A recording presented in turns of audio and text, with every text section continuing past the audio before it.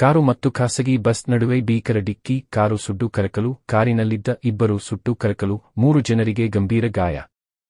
ಖಾಸಗಿ ಬಸ್ ಹಾಗೂ ಕಾರಿನ ನಡುವೆ ಭೀಕರ ಅಪಘಾತ. ಕಾರು ಸುಟ್ಟು ಭಸ್ಮವಾಗಿ ಕಾರಿನಲ್ಲಿದ್ದ ಇಬ್ಬರು ಸುಟ್ಟು ಕರಕಲಾಗಿದ್ದು, 3 ಜನರಿಗೆ ಗಂಭೀರ ಗಾಯಗಳಾಗಿ ಆಸ್ಪತ್ರೆ ಸೇರಿರುವ ಘಟನೆ ಭಾನುವಾರ ಬೆಳಿಗ್ಗೆ 9:30ರ ಸಮಯದಲ್ಲಿ ಚಿಂತಾಮಣಿ ಮದನಪಲ್ಲಿ ರಸ್ತೆ ಮಾರ್ಗ ಮಧ್ಯದ ಗೋಪಲ್ಲಿ ಬಳಿ ನಡೆದಿದೆ.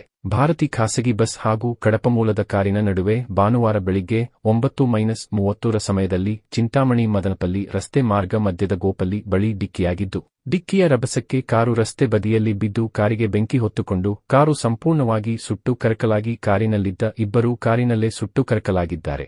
ಇನ್ನು ಕಾರಿನಲ್ಲಿದ್ದ ಒಂದು ಮಗು, ಮಹಿಳೆ ಹಾಗೂ ಮತ್ತೊಬ್ಬರಿಗೆ ಗಂಭೀರ ಸ್ವರೂಪದ ಗಾಯಗಳಾಗಿ ಚಿಕಿತ್ಸೆಗಾಗಿ ಆಸ್ಪತ್ರೆಗೆ ದಾಖಲಾಗಿದ್ದಾರೆ.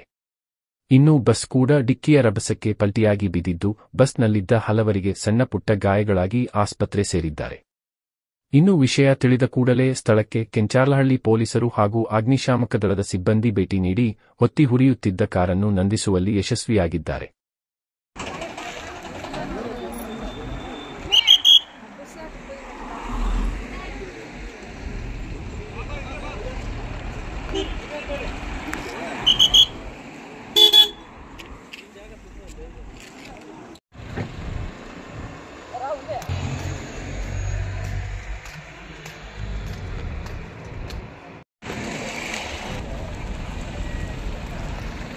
Bus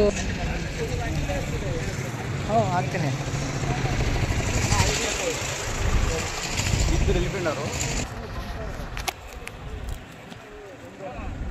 sir. ಟೋಟಲ್ 4 ಜನದಲ್ಲಿ ಇಬ್ಬರು ಸರ್. ಅದು 1 ನಿಮಿಷ ಸರ್ ಕೊಡ್ತೀನಿ. ನೀವು ಗೊತ್ತು ಅಡ್ಕೊಂಡು